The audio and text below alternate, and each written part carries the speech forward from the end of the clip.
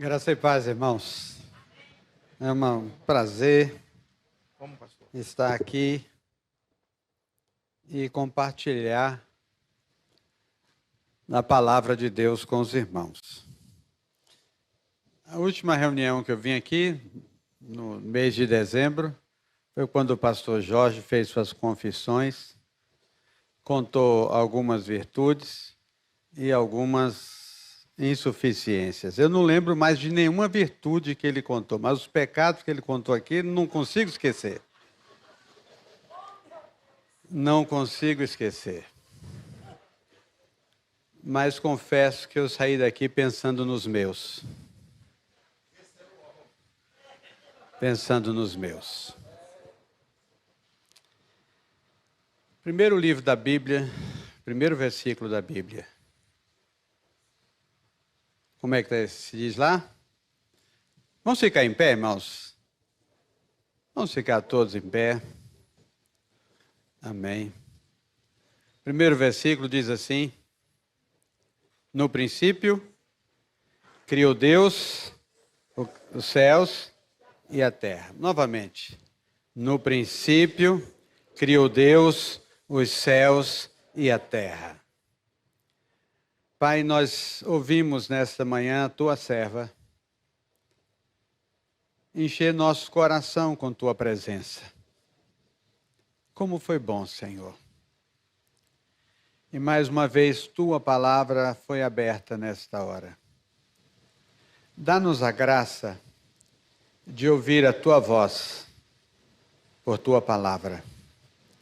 Em nome de Jesus. Amém. Podemos sentar, irmãos. Prometo a vocês que eu serei breve. Quando você pergunta a uma pessoa em quantas partes a Bíblia está dividida, ela vai dizer em duas partes: Velho Testamento e Novo Testamento. Mas isso não é certo.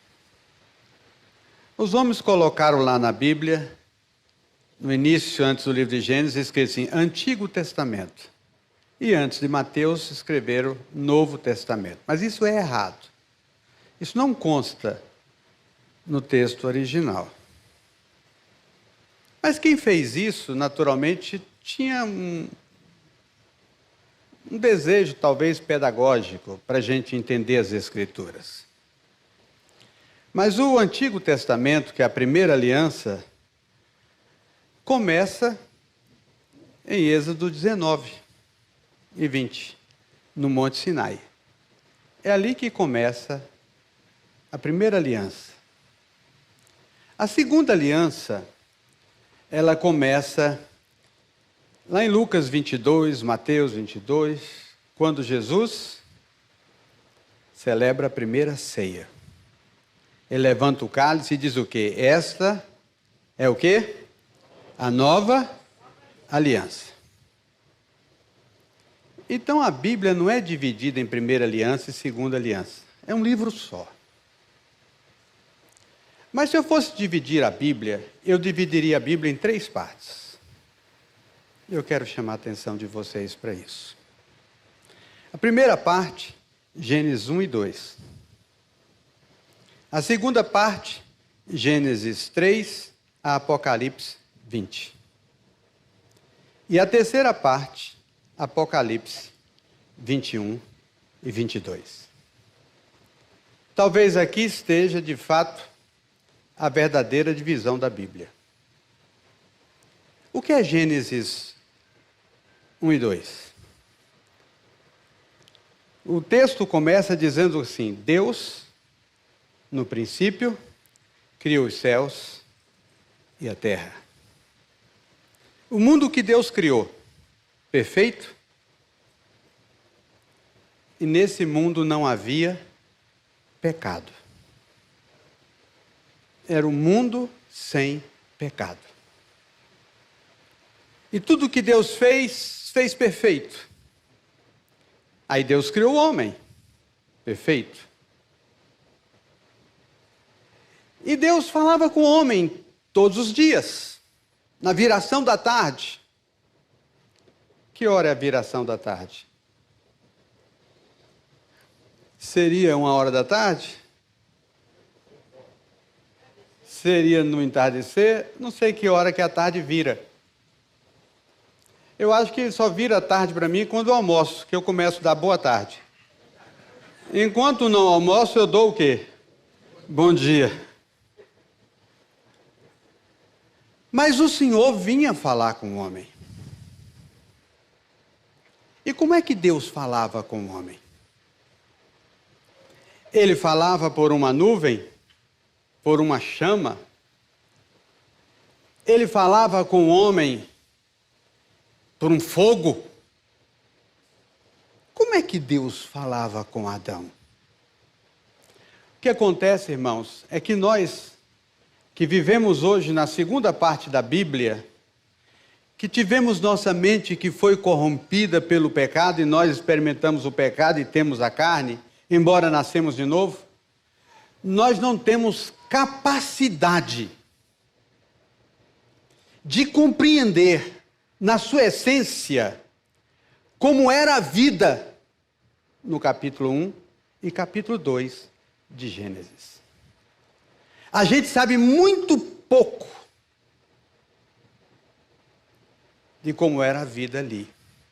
A gente não sabe nem quanto tempo durou. Mas o Senhor Deus vinha e conversava e falava com o homem. Há um hino do nosso cantor, eu gosto muito desse hino cantor cristão, o hino 96. Se nos cega o sol ardente quando viste em seu fulgor. E lá tem um pedacinho que está errado, que diz assim: nem Adão chegou a vê-lo antes mesmo de pecar. Quem foi que disse isso? De onde tiraram isso? Mas a gente pensa assim, porque a gente vive no mundo no pecado. A gente não sabe como era o mundo sem o pecado. A gente sabe muito pouco. A vida no Éden, eu fiquei abismado quando lendo lá Ezequiel me contando, sabe onde é que Satanás caiu? No Éden.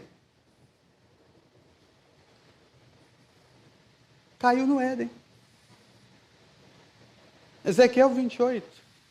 Tu eras perfeito, vivias entre as pedras preciosas, até que lá no Éden se achou iniquidade em ti. Eu pergunto a vocês, os anjos iam lá onde Adão estava? Adão via os anjos? Adão conversava com eles? Claro que sim. Era um mundo sem pecado. Tinha pecado. Eu vou até falar uma heresia. Por que Adão e Eva não estranharam quando Satanás falou com eles? Ele os conhecia, só que não sabia que ele já era diabo, que ele era Satanás. Ele era um querubim da guarda ungido, era um dos destacados, toda a hierarquia celestial. Mas Adão era inocente com relação a essas coisas. Meus amados irmãos, assim era o mundo no capítulo 1 e capítulo 2 de Gênesis. Não existia pecado, era perfeito. Havia uma comunhão plena, absoluta, entre Deus e o homem, entre o Criador e a sua criação. Aí vem agora a parte triste. Começa a segunda divisão da Bíblia, a segunda parte, no capítulo 3. Capítulo 3, entra o diabo, conversa com a mulher fala para o homem, a história a gente conhece. Entra o pecado no mundo. Primeira consequência do pecado no mundo o Senhor, na sua hora marcada, veio falar com o homem. Ele estava lá? Não.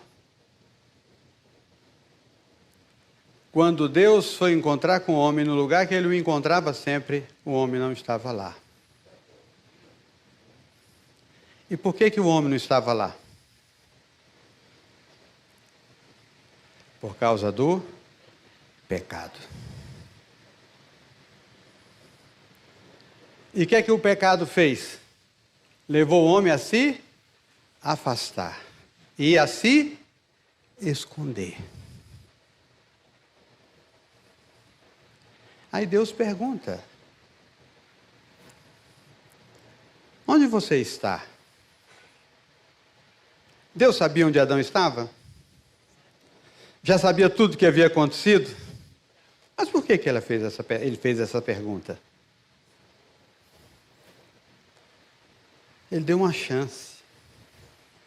Era para ele dizer o quê? Eu estou aqui desgraçado. Eu errei, eu pequei, eu estou triste, eu estou aqui envergonhado.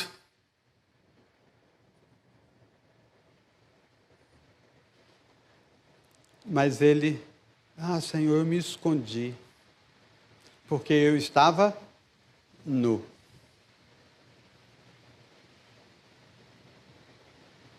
Que diferença fazia?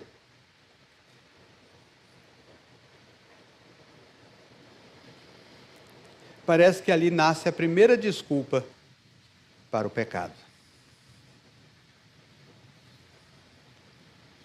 E aquele mundo bonito que Deus fez, que Deus organizou, vira uma bagunça.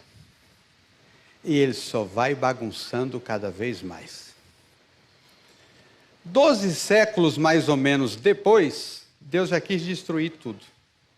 Destruir o homem, acabar com o homem. Veio o dilúvio. Encontrou a família de Noé, poupou a família de Noé. Depois que Noé sai da arca, passa um tempo, vai nascendo todo mundo, lá vem Deus de novo agora destruir 5 cidades. Sodoma, Gomorra e mais 3 cidades vizinhas. O pecado. Então a história da segunda divisão da Bíblia é a história de pecado, que nos afasta de Deus.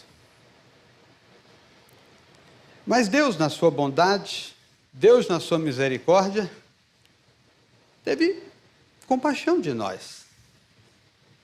E Ele proveu o Cordeiro para que os nossos pecados fossem perdoados. Aí nós encontramos Jesus.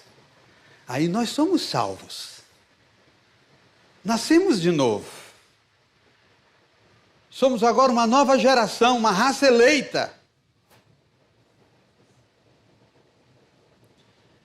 Mas um povo que ainda está sujeito, infelizmente, ao pecado.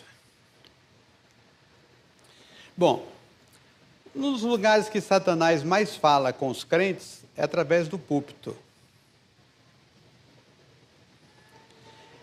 E muita gente fala assim: olha, meu irmão, não tem jeito não, enquanto você estiver vivendo aqui, você vai pecar. E aí tem irmão: Senhor, me leva logo para eu não pecar. E pastor Jorge Linhares, eu estou com vontade de começar um ministério chamado PA, Pecadores Anônimos. Para eu começar a ver os irmãos falarem: hoje tem 7 meses, 13 dias, 14 horas, 30 segundos que eu não peco.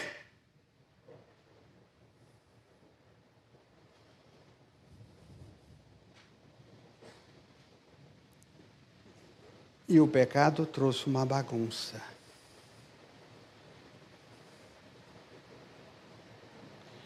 Mas graças a Deus, que tudo isso vai ter um fim. Amém? Mas não está no fim ainda, mas vai ter um fim.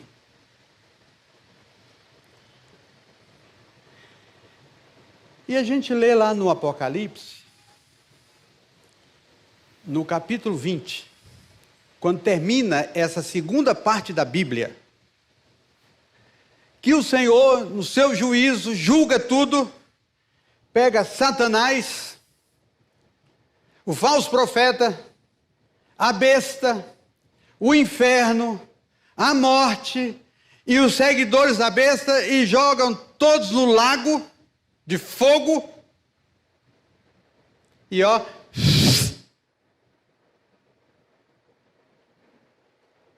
aí começa a terceira parte da Bíblia. Como é que começa a terceira parte da Bíblia? João diz assim: eu vi o quê? Novo céu e nova terra. O céu já não existe, não tem mais, e o mar, não existe mais mar. Agora começa o mundo aqui sem pecado. Volta como era antes.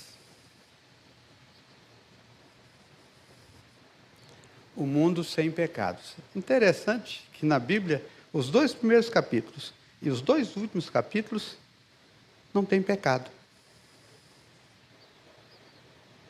Não tem pecado. E como é que é o céu? Como é que é essa vida lá? Infelizmente, com essa mente que a gente tem, onde o pecado trabalhou, e onde essa carne, e com tanta coisa, a gente também não tem capacidade, assim como de conhecer o Éden na sua plenitude, como é que é o céu? Como é que é a vida no céu? Como é que vai ser lá no céu? A gente não tem condições. Paulo foi lá e Paulo diz assim: eu vi coisas que não é. Ele disse: ninguém compreende, vai compreender. Mas ele viu a cidade. O que o Senhor mostrou para ele lá no mundo sem pecado foi a cidade. Lá no primeiro mundo era o quê? O jardim. Aqui é a cidade. Interessante que o Senhor usou a cidade para fomentar a esperança do seu povo. O escritor aos Hebreus fala que Abraão, Isaque e Jacó foram peregrinos, habitaram em tendas, porque eles, o quê? Aguardavam o quê? A cidade. Então o Senhor foi falando da cidade. Paulo fala da pátria celeste.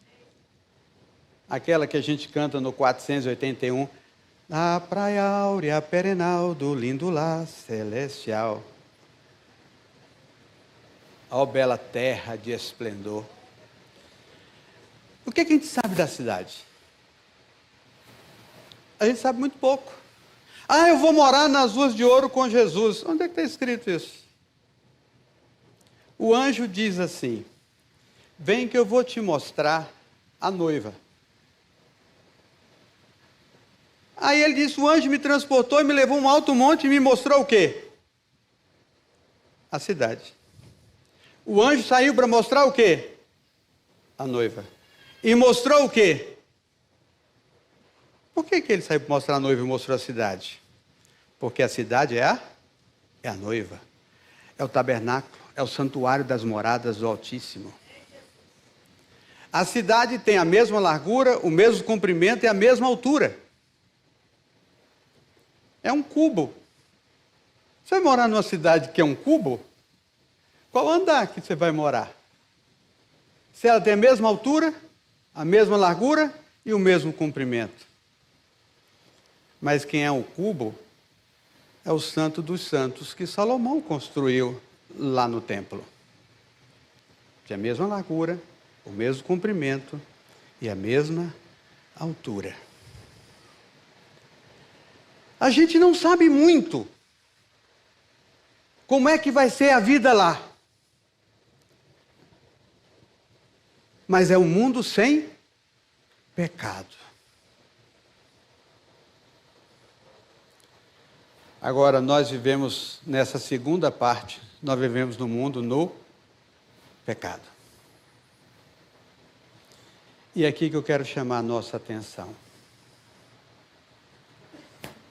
O pecado já não dói mais.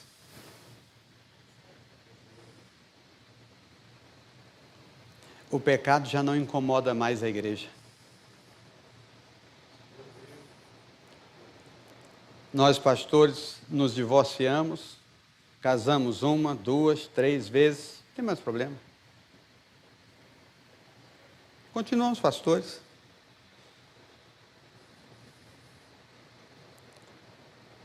A irmã é uma bênção, casa com um moço não crente, continua lá, exercendo o ministério dela do mesmo jeito e vai.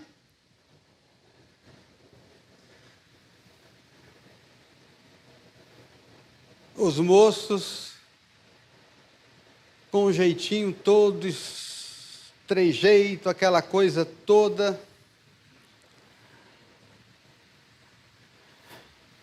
Eu me lembro que uma vez, eu trabalhei numa igreja, eu era responsável pelo departamento infantil.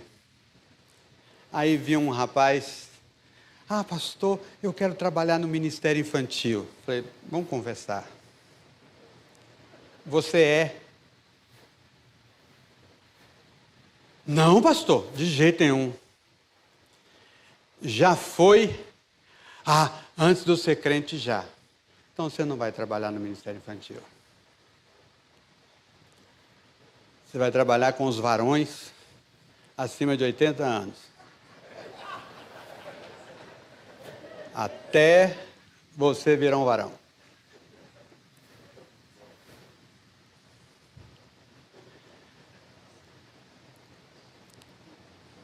Infelizmente, nós estamos infestados desse pecado.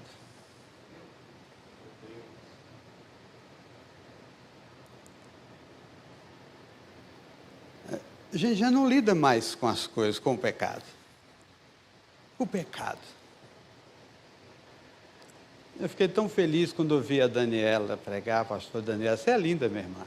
Você é linda por dentro e por fora.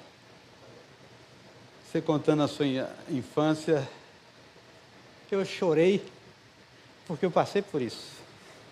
Eu sei o que é isso. E a presença de Deus é o que nós queremos. Mas o problema é que o pecado nos afasta da presença de Deus. Deus nos mostra um mundo sem pecado. João falou assim, olha, eu escrevi isso pelo seguinte, se alguém pecar, quer dizer, quando ele fala se alguém pecar, ele está dizendo assim, na hipótese de alguém pecar, se por acaso acontecer de alguém pecar, eu fui pastorear uma igreja no Rio Grande do Sul, e tinha um irmãozinho lá que ele orava, Senhor, perdoa a minha multidão de pecados. Eu falei assim, meu Deus do céu. Aí no segundo culto, aí lá, perdoa a minha multidão de pecados. No terceiro culto, eu esperei ele na porta da igreja, falei, meu irmão, vem cá. O irmão é traficante? O irmão é gigolô? O irmão é homossexual? O irmão é ladrão? O irmão é isso, o irmão é aquilo? Ô pastor, que é isso?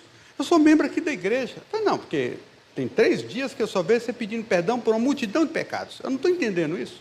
Como é que você consegue, de um culto para o outro, acumular uma multidão de pecados? Não, pastor, é porque um dia eu vi um pastor orar assim, eu achei bonito.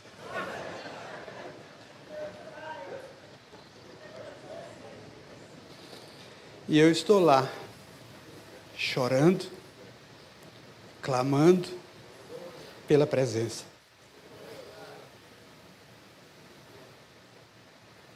Pela presença. Nesses dias eu tenho chorado e clamado por um avivamento. Aquilo que o pastor Jorge falou, mexeu muito comigo. E só tem uma coisa que impede o avivamento na minha vida e na vida da minha igreja é o pecado.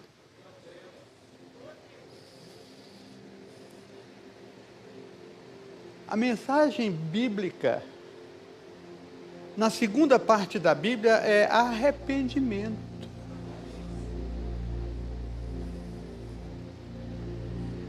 É nós nos arrependermos dos nossos pecados, chamando-os pelos seus nomes, confessando-os diante do Senhor e pedindo misericórdia.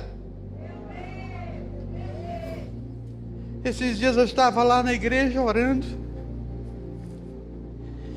e eu falei assim: derrama a tua unção sobre mim, Senhor. Depois eu fiquei pensando assim, parei assim, segundos. Falei, meu Deus, o que é a unção do Senhor?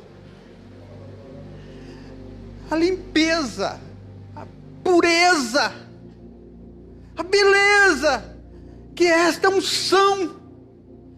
E esse vaso sujo.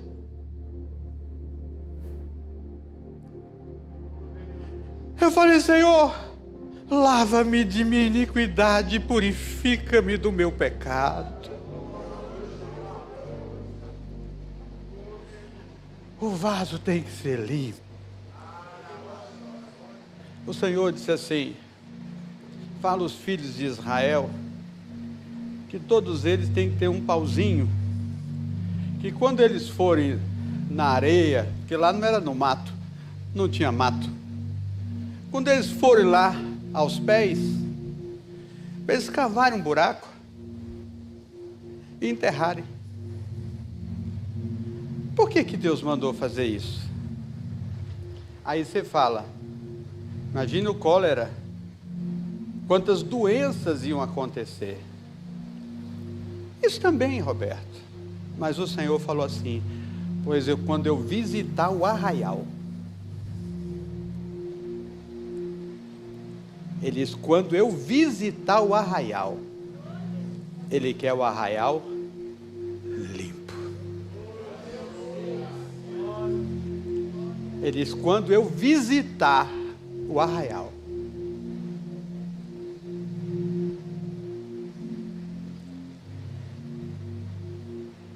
Então aqui nos 2 primeiros capítulos, irmãos, eu fico aqui maravilhado com eles, meu Deus.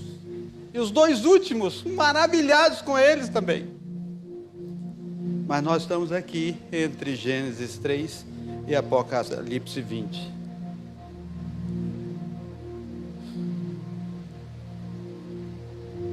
Que nós nos afastemos do pecado.